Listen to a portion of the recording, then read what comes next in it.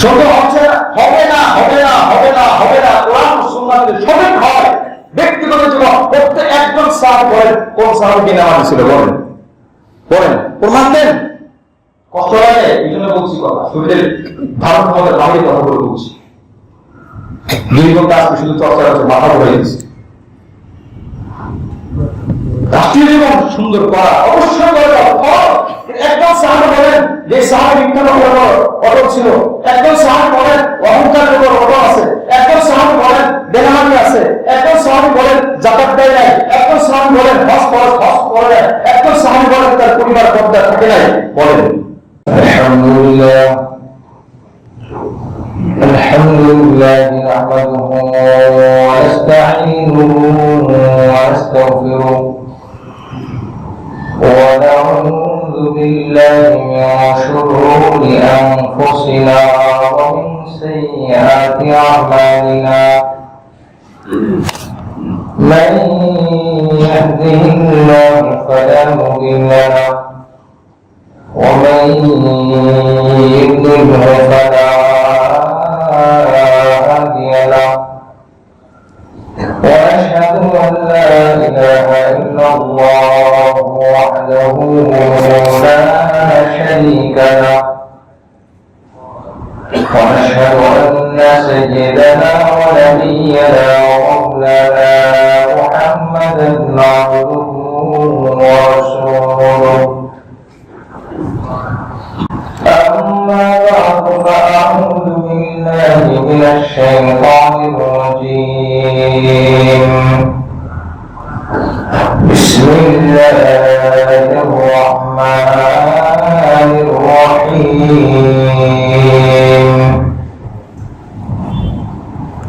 ولا تقف ما ليس لك به علم إن السمع والبصر والفؤاد كل أولئك كان عنه مسؤولا. وقال تعالى في آية أخرى ما يلفظ من قول إلا لديه رقيب عتيد. وعن أبي موسى الأشعري رضي الله تعالى عنه قال قلت يا رسول الله أي المسلمين أفضل؟ قال من سلم المسلمون من لسانه ويده أو كما قال عليه الصلاة والسلام إن الله وملائكته يصلون على النبي يا أيها الذين آمنوا صلوا عليه وسلموا تسليما.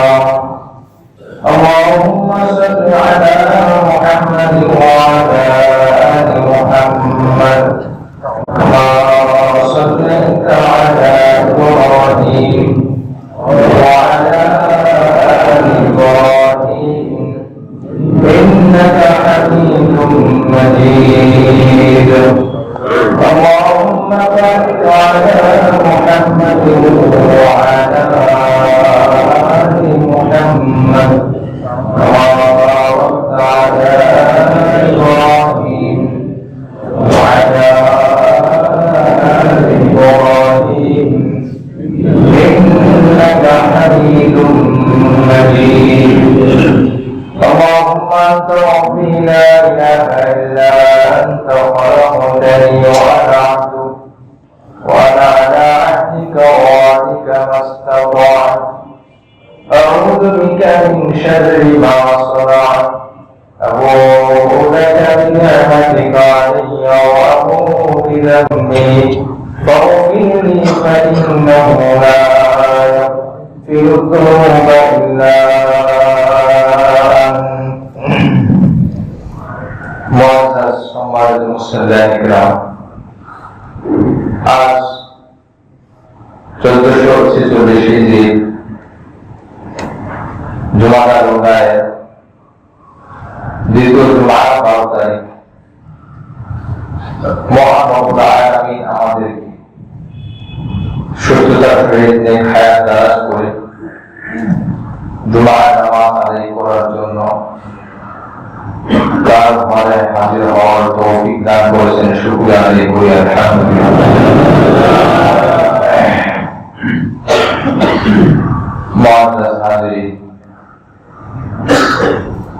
আল্লাহ পাক রব্বুল আলামিন আমাদেরকে সুস্থ রেখেছেন। মহান রব্বুল আলামিন আমাদেরকে হায়াত দারাজ করেছেন। এই জন্য সবাই সর্বদা মহান রবের দরবারে আমরা কৃতজ্ঞতার সহিত আন্তরিকভাবে অন্তর থেকে শুকরিয়া আদায় করি। মহান রব্বুল আলামিন জুমার নামাজের মতো গুরুত্বপূর্ণ রাত্রে এক নামাজ আমাদেরকে আসার সুযোগ করে দিয়েছেন। প্রত্যেক সপ্তাহে আমরা আসতে পারতেছি, যদি কোনো কারণবশত কোনো কারণে আসতে না পারি তখন উপলব্ধি হয় যে আসলে নিজের শক্তিতে কোনো কিছুই হয় না। আল্লাহ যদি হুকুম না করেন, আল্লাহ যদি সুযোগ না দেন, সম্ভব না। আমি আপনাদের সামনে নভেম্বরের 1 তারিখে শুক্রবারে গুরুত্বপূর্ণ একটি বিষয়, ইসলামের গুরুত্বপূর্ণ একটি অংশ, বিপদ সংক্রান্ত বিষয়ের উপর আলোচনা শুরু করেছিলাম। আল্লাহ পাকের কাছে কৃতজ্ঞতা আমি প্রথমে আদায় করি। আল্লাহ পাক আমাকে আবার সুস্থ করেছেন। কতবার আমাদের কাছে কৃতজ্ঞতা, আপনাদের প্রতি শুকরিয়া আদায় করি। আমি সহ আরো যারা অসুস্থ আছেন সকলের জন্য আপনারা দোয়া করেছেন। আমাদের মসজিদের কমিটির মধ্যে অনেকে এখন অসুস্থ আছে। মসজিদের সম্মানিত মুসলিম গ্রামের মধ্যে অনেকে অসুস্থ আছে। আমরা সকলেই সকল রোগীদের জন্য দোয়া করব। আল্লাহ পাক যেন সকল রোগীদেরকে সুস্থতার সহিত দ্রুত আবার তার ঘরে ফিরিয়ে আনে। সকলে বলে আমিন।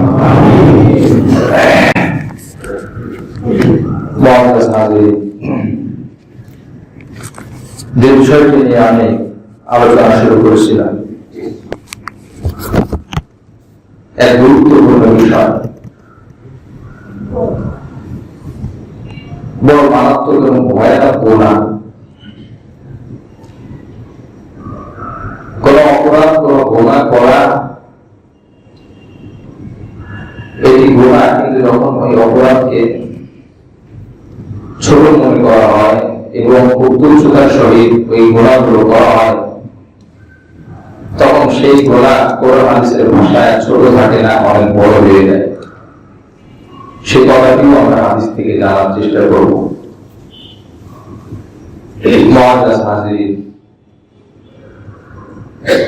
মানুষ যখন গুনাহ করে, অপরাধ করে, যে অপরাধ করে তার আমলনামায় অপরাধ লেখা হয়, গুনাহ লেখা হয়। একজন ব্যক্তি নামাজ ছেড়ে দিল, তো তার আমলনামায় গুনাহ লেখা হবে। কিন্তু কিছু গুনাহ খুব অতি সামান্য, কিছু গুনাহ এমন আছে যে করে শুধু সে গুনাহগার হয় না, বরং যারা ওই গুনাহের কথা শোনে তারাও গুনাহগার হয়। সেই গুনাহের মধ্যে একটি গুনাহ হলো গীবতের গুনাহ। একজন বেনামাজির টাকা যে গুনাহ হয় না, একজনের উপর রোজা রাখে না, তার দিকে টাকা দিয়ে কোনো গুনাহ হয় না। কিন্তু গীবত এমন একটা মারাত্মক গুনাহ, অপরাধ, যে শুনে আনন্দ করে, যে শুনে সুযোগ থাকা সত্ত্বেও এটাকে উপেক্ষা করে না, সেও গুনাহগার হয়।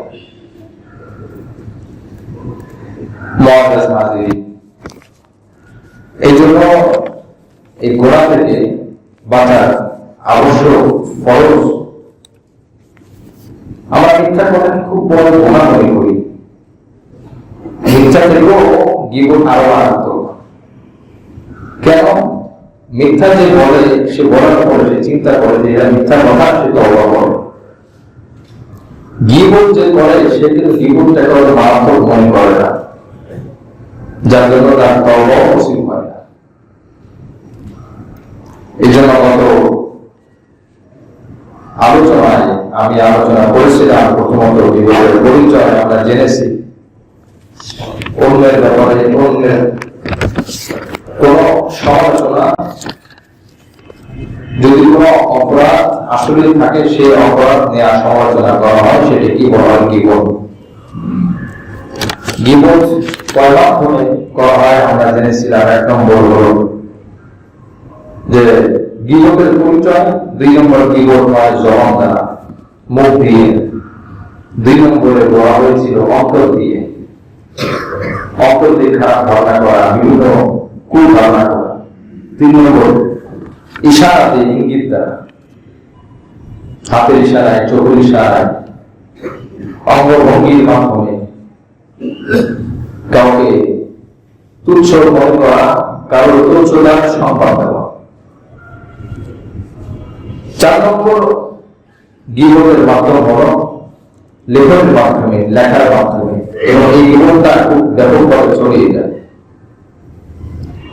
লেখনের মাধ্যমে ফেসবুকে লেখা, অনলাইনে লেখা, ইউটিউবে লেখা। একজন একটা অপরাধ করে নেয়, ওই অপরাধ লিখে ছড়িয়ে দিল, এমন হয় কি হয় না বলে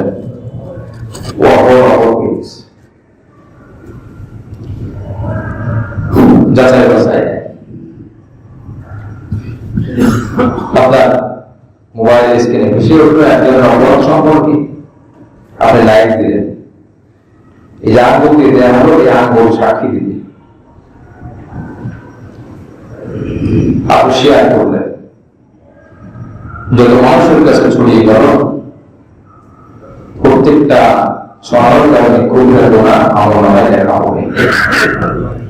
যদি সেটা সত্য হয়, আর যদি সেটা মিথ্যা হয়, সেটা জীবন না, এটা অপবাদ। এই জন্য আমি বলেছিলাম, একজন লেখা পড়তেছিল খুব মনোযোগ দিয়ে, পত্রিকার মধ্যে এত মনোযোগ দিয়ে পড়া কি আছে,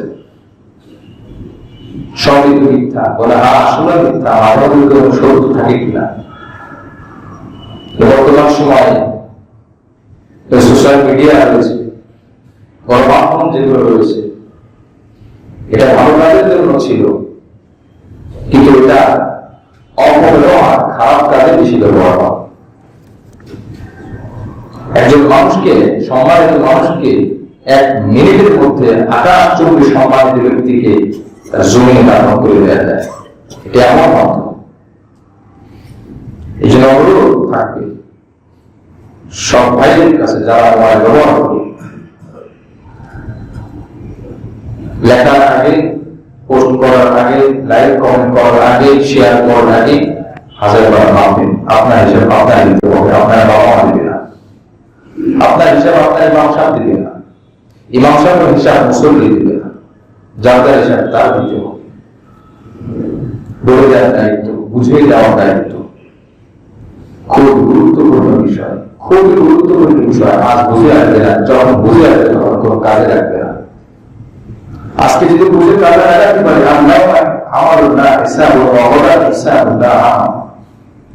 আজকে আমলের সময়, কাজের সময়, হিসাবের সময় না। আল্লাহ হিসাব দেবে না, পরকালে হিসাবের সময়, আমলের সময় না।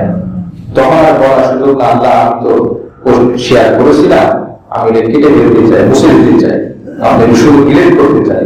আল্লাহ বলবেন আজকে ডিলেট হবে না, আজকে শুধু হিসাব হবে, আর ফলাফল ঘোষণা হবে। মুআতাজ হাজির। এই জন্য ইমাম গাজ্জালী রাহমাতুল্লাহ আলাইহি কিতাবের মধ্যে লিখেছেন যে মানুষের লেখা, কাযালিকা গীবাতুল কিতাব, লেখাও এটা একটা গীবত।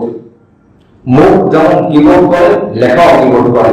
ফাইদা দারা আহাদুল লিসানাইন, কলম লেখা যত মাধ্যম আছে, এটাও একটা ভাষা। জিহ্বা এমন ভাষা, কলবার ভাষা, জবান জিহ্বা মুআজ্জাজ হাজিরিন। এই জন্য যখন আপনার আমার কাছে কোনো সংবাদ আসবে আমাদের যাচাই বাছাই করা আবশ্যক। অন্তরের মধ্যে কি আছে সবকিছু একমাত্র কে জানেন? আল্লাহ। আল্লাহ আসিরু কওলাকুম আও জাহারু বি ইন্নাহু আলিমুম বিযাতিস সুদূর। তোমরা যে কথাগুলো ভিতরে গোপন করো অথবা প্রকাশ করো, সূরা মুলকের মধ্যে আল্লাহ বলেন আমি আল্লাহ সব জানি, সব জানি। وَلَقَدْ خَلَقْنَا الْإِنسَانَ وَنَعْلَمُ مَا تُوَسْوِسُ بِهِ نَفْسُهُ وَنَحْنُ أَقْرَبُ إِلَيْهِ مِنْ حَبْلِ الْوَرِيدِ। আল্লাহ পাক বলেন 26 নম্বর আয়াত, আমি মানুষকে সৃষ্টি করেছি, মানুষের অন্তরে যা ভাবে যা কল্পনা করে আমি আল্লাহ সব জানি। وَنَعْلَمُ مَا تُوَسْوِسُ بِهِ نَفْسُهُ আমি আল্লাহ সব জানি। وَنَحْنُ أَقْرَبُ إِلَيْهِ مِنْ حَبْلِ الْوَرِيدِ। বান্দা তোমার ভিতরে যে নফস আছে এই নফসের সব থেকে বেশি কাছাকাছি আমি আল্লাহ। আমি সব জানি।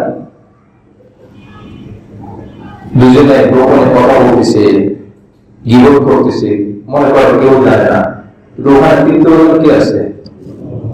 আল্লাহ আছে। 28 নম্বর মা ইয়াকুনু মিন নাজওয়া তালাতাতিন ইল্লা হুয়া রাবিউহুম ওয়ালা খামসাতিন ইল্লা হুয়া সাদিসুহুম ওয়ালা আদনা মিন যালিকা ওয়ালা আকতার ইল্লা হুয়া মা'হুম আইনামা কানু। মা ইয়াকুনু মিন নাজওয়া সালাসা, তিনজন যখন কথা বলে চতুর্থ আমি আল্লাহ সেখানে থাকি। আমি আপনি যার ব্যাপারে মন্দ আলোচনা করতেছি, আমরা আছি তিনজন, আশপাশ যদি তাকায় গায়ে বলে তাকে কেউ দেখে কিনা বা কেউ শোনো কিনা, এগুলো আমরা করি। কেন করি? যে কেউ যেন না আসে। আল্লাহ বলেন মা ইয়াকুনু মিন নাজওয়া সালাসাতিন ইল্লা হুয়া রাবিউহুম, আমি আল্লাহ চতুর্থ কিন্তু আছি। ওয়ালা খামসাতিন ইল্লা হুয়া সাদিসুহুম, পাঁচজন একসাথে মিলে কথা বলে গোপন করে, তারা মনে করে কেউ জানে না, কেউ শোনে না, কেউ দেখে না, আমরা পাঁচজনই আছি। আল্লাহ যদি বলেন 28 নম্বর আয়াত 6 নম্বর বলেন আমি আল্লাহ আছি। এর কম হোক বেশি হোক, 2-3 জনের কম হোক 6 জনের বেশি হোক, যত সংখ্যক হোক না কেন আমি আল্লাহ তার একটা সংখ্যা আছি। সুতরাং বান্দা তুমি যখন কোনো কথা বলবে হিসাব করবে আমি আল্লাহ কিন্তু হিসাব করে রাখতেছি, আমি ফেরেশতার মাধ্যমে না, আমি স্বয়ং আমি নিজে ওই কথাটির হিসাব নিব। এই জন্য হিসাব করে কথা বলতে হবে, কথা বলার আর হিসাব, পর হিসাব না। আর যখন কোনো কথা কেউ বলে তখন গিবত থেকে বাঁচার পর একটা মাধ্যম যাচাই বাছাই করা, আমরা যাচাই বাছাই করি না। শয়তান ইবলিস আল্লাহ যখন আদম আলাইহিস সালাম সৃষ্টি করলেন তখন বললেন যে সবাই চিন্তা করো, ওয়ালাকাদ খলাকনাকুম সুম্মা সাওয়ারনাকুম সুম্মা কুলনা লিল মালাইকাতি ইসজুদু লি আদম ফাসাজাদু ইল্লা ইবলিস লাম ইয়াকুন মিনাস সাজিদিন। আমি মানুষকে সৃষ্টি করলাম, করার পরে বললাম যে হে ফেরেশতারা তোমরা সবাই সিজদা করো আদমকে। সবাই সিজদা করলো, তবে আদম ইবলিস সিজদা করেনি। লাম ইয়াকুন মিনাস সাজিদিন, সে সিজদা করেনি। সূরা 8 নম্বর পারা। এবার দেখেন যে বিষয়টা আমার বড় উদ্দেশ্য, আর ইবলিস কেন সিজদা করেনি আল্লাহ পাক জানেন না? আল্লাহ জানে কিনা? আচ্ছা, আল্লাহ পাক জানার পরে আল্লাহ পাক জিজ্ঞাসা করলেন قال ما منعك ألا تسجد إذا أمرتك হে ইবলিস তুমি কেন সিজদা করবে না কেন তুমি সিজদা করবে না আমরা কারো কাছে কোনো কথা জিজ্ঞাসা করি জানার জন্য কি বলেন কিন্তু আল্লাহ পাক তো সব কিছুই জানেন প্রশ্ন করলেন কেন আল্লাহ জানেন না এই জন্য প্রশ্ন করেছেন কি বলেন না এর উদ্দেশ্য হলো মানুষকে একটা নিয়ম শিখা একটা সুন্দর শান্তির কল্পনা দেওয়া সে শান্তির কল্পনাটা কি মানুষ যখন তোমার সামনে কোনো কাজ তুমি দেখবে বা কোনো কথা তুমি শুনবে সাথে সাথে তোমার দায়িত্ব হলো যাচাই বাছাই করা আল্লাহ রাসূল বলেন কামা বিল্লাহি কালিমান আইয়ুহাদ্দিদা বিকুল্লি মা সামিআ একটা কথা শোনার সাথে সাথে যে বলে দেওয়া হয় ওই কথাটার জন্য সে ব্যক্তি মিথ্যাবাদী হয়ে যেতে পারে এই জন্য সূরা হুজুরাতের মধ্যে আল্লাহ নিজে বলে দিয়েছেন ইন জাআকুম ফাসিকুম বিনাবাইন ফাতাবাইয়ানু আন তুসিবু কওমান বিজাহালা যখন তোমার কাছে কেউ সংবাদ নিয়ে আসে তখন তুমি সংবাদটা যাচাই বাছাই করো কে বলছেন আল্লাহ যাচাই বাছাই করার কথা আছে কি আছে করা যাচাই বাছাই ঝগড়া বিশৃঙ্খলা মারামারি না হওয়ার মানে হওয়ার বড় একটা কারণ ওইটা যে যাচাই বাছাই না করে আমরা একসঙ্গে চলে যাই শান্তি পাচ্ছি না কোরআনের পথে নাই স্ত্রীকে বলে গেছে স্বামী জামাটা দিও স্বামী আসার পরে দেখে জামা হয়নি কোনো কিছু জিজ্ঞাসা না করেই স্ত্রীর উপরে জড়ানো হলো স্ত্রীর উপরে হাত তুললো বকাঝকা করলো ঝগড়া লেগে গেল স্বামী স্ত্রীর মধ্যে কিন্তু স্বামী যদি এটা না করে জিজ্ঞাসা করতো যে তুমি কেন হওনি ছোটবেলায় এমন কোন জবাব স্ত্রীর কাছে ছিল যে জবাবটা শুনলে স্বামী আর রাগ করতো না আপোষে মীমাংসা হয়ে যেত সুবহানাল্লাহ স্ত্রী বলতে পারতো আমার ইচ্ছা ছিল বাচ্চাটা এখন অসুস্থ ছিল আমার ইচ্ছা ছিল ঘরে স্বভাব ছিল না হতে পারতো কোনো জবাব এভাবে যারা দায়িত্বশীল আছে যে সন্তান তার বাবার অধীনে আছে যে স্ত্রী তার স্বামীর অধীনে আছে যেই কর্মচারী তার মালিকের অধীনে আছে যেই দাওয়ান তার পরিবারের অধীনে আছে এরকম যারাই যার অধীনস্থ নিয়ম হলো কর্তব্য হলো আবশ্যক হলো জরুরি হলো কোন সমস্যা হবে সাথে সাথে একসঙ্গে না যাওয়া কি করা জিজ্ঞাসা করা রাজি আছে তুমি সমাধান হয়ে যাবে আমার সঞ্চিত শোনা মাত্র যেখানে স্বয়ং রব্বুল আলামিন সবকিছু জানেন জানা অবস্থায়ও আল্লাহ নিজে ইবলিসকে বললেন কেন তুমি চিন্তা করো না অথচ ইবলিস কি কারণে চিন্তা করেনি এটা সত্যি ভালো কে জানেন আমরা জানেন জানার পরেও জিজ্ঞাসা করলেন কোরআনে যত জায়গা আছে তত জায়গা আমরা জিজ্ঞাসা করছি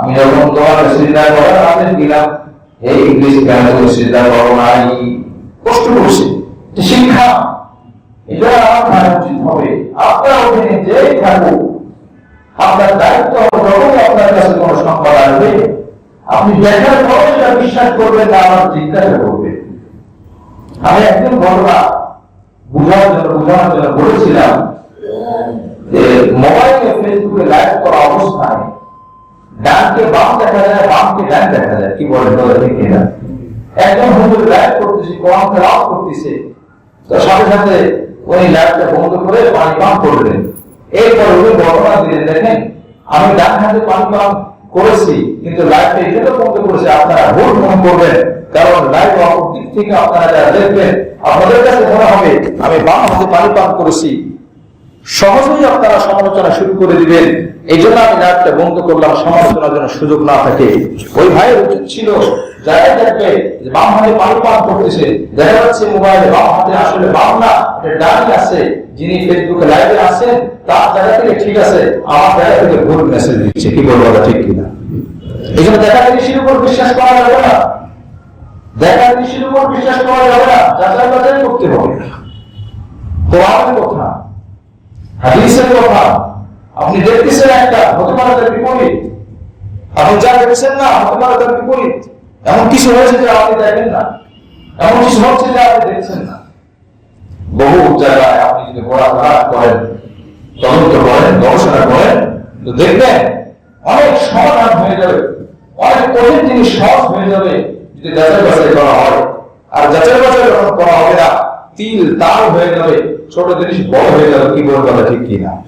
এই জন্য কোরআনের শিক্ষা, আজকের আলোচনার মেসেজ হলো, আজকের কোরআন সুন্নাহর এই কথা থেকে শিক্ষা হলো, আমরা যেটা দেখবো সংসদে সেটার উপরে সিদ্ধান্ত নিব না, যেটা শুনবো সেটার উপর সিদ্ধান্ত নিব না। আগে দেখবো, আগে যাচাই বাছাই করবো, জিজ্ঞাসা করবো, আমি দেখেছি কাজটা সে খারাপ করেছে, তারপরও তাকে জিজ্ঞাসা করা, এরাই তুমি কেন খারাপ কাজ করলে। কোরআন শরীফের মধ্যে আসছে 14 নম্বর পারা সূরা নাহাল, মধুর সূরা, মৌমাছির সূরা। মৌমাছির সূরা। দূর থেকে একজন মানুষ কুফরি শব্দ বলতেছে, শিরকি শব্দ। যারা এই আওয়াজ শুনতেছে তারা তাকে কাফের বলা হয়েছে, এই লোকটা কাফের, এই লোকটা মুশরিক। কেন? যে উনি তো কুফরি শব্দ ব্যবহার করতেছে। কিন্তু কোরআন বলছে সে আসলে কুফরি করে না, সে ইমানের উপর আছে। জোরে বলে সুবহানাল্লাহ। তাহলে আপনি দেখলেন সে কুফরি শব্দ ব্যবহার করতেছে, তাহলে সে কাফের হওয়ার কথা। কোরআন বলছে না, সে কাফের হয়নি। কেন? মূল কথাটা ছিল যে ব্যক্তি কুফরি শব্দ ব্যবহার করেছে তার পিছনে এক জালেম বাদশা ছিল, জালেম শাসক ছিল। সেই ব্যক্তি কাফের শাসক এই মুসলমানকে বলেছে, তুমি কুফর শব্দ ব্যবহার করবে, নাহলে তোমাকে হত্যা করা হবে। কোরআন বলছে যান বাঁচানোর জন্য ভিতরে ঈমান ঠিক রেখে জবাব দিয়ে যদি কুফর শব্দ বলেও ভিতরে ঈমান ঠিক রাখতে হবে। ইল্লা মান উকরিহা কলবুহু মুতমাইন্নুন বিল ঈমান, ভিতরে ঈমান ঠিক রেখে যদি উপর দিয়ে কুফর শব্দ ব্যবহার করে, আল্লাহ পাক বলেন আমি এই কুফর শব্দ ব্যবহার করার কারণে ওই বান্দাকে আমি ধরবো না। সুবহানাল্লাহ। তাহলে কোরআন বলছে সে ব্যক্তি কাফের না, সে মুসলমান, সে মুমিন। আমি দূর থেকে দেখলাম সে কাফের, তাহলে আমি তো দেখলাম যে কাফের, তো আমার বক্তব্য হবে সে কাফের। কোরআন বলছে না, সে মুসলমান। এই যে আমি সিদ্ধান্ত ভুল করলাম, কেন? আমি যাচাই বাছাই করিনি। আমি বর্ণনা শুনিয়েছিলাম হযরত উসামা রাদিয়াল্লাহু তাআলা যুদ্ধের ময়দানে একজন কাফের উসমান রাদিয়াল্লাহু আনহু হত্যা করতে গেলেন। উসমান রাদিয়াল্লাহু তাআলা আনহু সাথে সাথে পাতা আক্রমণ করে তাকে জমিনে শুইয়ে ফেললেন, তারপরে তরবারি ধরলেন। ধরার অবস্থায় ওই কাফের ব্যক্তি লা ইলাহা ইল্লাল্লাহ আশহাদু আল্লা ইলাহা ইল্লাল্লাহ বলে উঠল। বিধান হলো যারা লা ইলাহা ইল্লাল্লাহ বলবে, কালিমা পড়বে, ঈমানের উপর থাকবে, তাদেরকে হত্যা করা যাবে না জিহাদের ময়দানে। উসামা রাদিয়াল্লাহু তাআলা তাকে হত্যা করে ফেললেন। নবীর কাছে গেলেন, নবী সাল্লাল্লাহু আলাইহি ওয়াসাল্লাম ঘটনা শুনলেন, খুব দুঃখ প্রকাশ করলেন। বললেন উসামা সে কুফরি শব্দ ব্যবহার করছে, তারপরে তুমি একেবারে ঈমানের শব্দ কালিমা শাহাদাত ব্যবহার করছে, তারপরে তুমি তাকে হত্যা করেছো। তখন উসামা রাদিয়াল্লাহু আনহু বলেন, ইয়া রাসূলুল্লাহ সে জান বাঁচানোর জন্য কালিমা ঈমানের শব্দ কালিমা শাহাদাত ব্যবহার করছে, কালিমা শাহাদাত বলছে এই বাঁচানোর জন্য। তখন নবীজি কি বললেন? ফাআল্লা শাহাদাতটা করবা, তার অন্তরটা ফেলে দেখতে যে আসলে কি সে জবাব দিয়ে বলছে, অন্তর দিয়ে বলছে। সে তো হতে পারে তার অন্তর দিয়ে বলছে, যখনই বলছে যাচাই বাছাই করা উচিত ছিল, তোমার হত্যা করা উচিত হয়নি। শুরু করে সুবহানাল্লাহ। এই জন্য আমার ভাই, আমি আপনাদের কাছে অনুরোধ করবো, ঝগড়া যদি মেটাতে চাই, সমালোচনা থেকে যদি এড়িয়ে যেতে চাই, সমাজের ফিতনা, পরিবারের ফিতনা, আপোষের ফিতনা, ব্যবসায়িক ফিতনা, যত কলহ বিগ্রহ ঝগড়া আছে অনেকটাই দূর হয়ে যাবে যদি আমরা যাচাই বাছাই করে কাজ করি। কি বলবো ঠিক না? কোরআন এটা যদি একজন অমুসলিম মানে তাও সে বিপদমুক্ত। এই জন্য আল্লাহ পাক রব্বুল আলামিন আদম ইবলিসকে প্রশ্ন করে বিশ্ব মানুষের সকল মানুষের জন্য শান্তির একটা দ্বার উন্মুক্ত করে দিয়েছেন। যে কোনো ঘটনা দেখবে, যে কোনো ঘটনা ঘটবে, তোমার কাছে আসবে, সাথে সাথে অ্যাকশনে যাবে না, সাথে সাথে তার উপর দিয়ে তুমি আক্রমণ করবে না, আগে তুমি যাচাই বাছাই করবে। এমন কিছু হয়ে গেছে তোমার চোখের আড়ালে যা তুমি দেখো না, এমন কিছু তোমার চোখের সামনে হচ্ছে যেটা আসলে বাস্তবতা না, এটা কোনো কারণ হচ্ছে ভিতরে অন্য কিছু আছে। সূর্য দেখা যায় না, দুপুর 12টা বাজে, এর মানে এই না সূর্য উঠে না, সূর্য ঠিকই উঠেছে, আমার চোখে আমি দেখতে পারতেছি না। এই জন্য আমাদের এই কানের চোখ দিয়ে যারা বিশ্বাস করে তারাই বিপদগ্রস্ত হয়, দুনিয়াতেও বিপদগ্রস্ত হয়, আখিরাতেও বিপদগ্রস্ত হয়। যার কথা কোরআনে আল্লাহ নিজেই করে দিয়েছে, ইন জাআকুম ফাসিকুম বিনাবাইন ফাতাবায়ানু আন তুসিবু কওমান বিজাহালাতিন ফাতুসবিহু আলা মা ফাআলতুম নাদিমিন। একটা কথা তুমি শুনলে, শুনে সাথে সাথে সিদ্ধান্ত নিলে, তার উপর অ্যাকশনে গেলে, যাওয়ার পর কি হবে? আন তুসিবু কওমান বিজাহালা, না জেনে তুমি সিদ্ধান্ত করলে, না জেনে তুমি অ্যাকশনে গেলে, ফাতুসবিহু আলা মা ফাআলতুম নাদিমিন। আর যখন তার ঘটনার বাস্তবতা তোমার সামনে খুলে যাবে, তখন তুমি লজ্জিত হবে, হায় আমি কি অপরাধ করলাম, আমি কেন বিচার করলাম, আমি কেন অ্যাকশনে গেলাম, কি বলবো ঠিক কিনা। সম্পূর্ণ আল্লাহ স্পষ্ট করে ফাতুসবিহু আলা মা ফাআলতুম নাদিমিন। এরকম বহুত মানুষ লজ্জিত হয়। কি আগে তার ক্ষমতা দেখিয়েছে, হ্যাঁ আমি কি, আমার শক্তি কম, আমার ক্ষমতা কম, দেখিয়ে দিলাম আমি পারি। সে পারি প্রমাণ করতে গিয়ে যা করলো, যে পরিমাণ সম্মান ছিল ওই পরিমাণ সম্মান টিকে থাকলো না, সে আর নিচের দিকে নেমে গেল। ফাতুসবিহু আলা মা ফাআলতুম নাদিমিন। সে লজ্জিত হয়ে গেল, অপমানিত হলো, আরেকজনকে হয়রানি করে, আরেকজনকে পেরেশানি করে ফেলেছে, নিজে লজ্জিত হলো, আর লজ্জিত হওয়ার কারণে যাকে সে পেরেশানি করবে সে তার কাছে আরো সম্মানিত হয়ে গেল। এই জন্য আমরা যে কোনো কাজ করার আগে অবশ্যই অবশ্যই অবশ্যই অবশ্যই হাজারবার ভাববো, নচেত আমি লজ্জিত হয়ে যাব। আল্লাহ পাক কোরআনে বলেছেন, রাসূল হাদিসে বলেছেন, খবরদার তুমি মিথ্যাবাদী হওয়ার জন্য যথেষ্ট, তুমি অসত্য হওয়ার জন্য যথেষ্ট। এই জন্য আল্লাহ পাক আল্লাহ রাসূল সাল্লাল্লাহু আলাইহি ওয়াসাল্লাম, যে আমি 3 নম্বর কথা, 2 নম্বরটা বলতেছিলাম গীবতের মাধ্যম, একটা হলো লেখা। 3 নম্বর গীবতের ধরন, কোন কোন কোন ক্ষেত্রে গীবত হয়? 1 নম্বর শারীরিক ক্ষেত্রে গীবত হয়। শরীর, একজনের শরীরে যখন খুদ আছে, একজন মানুষ অন্ধ, তাকে কানা বললে সে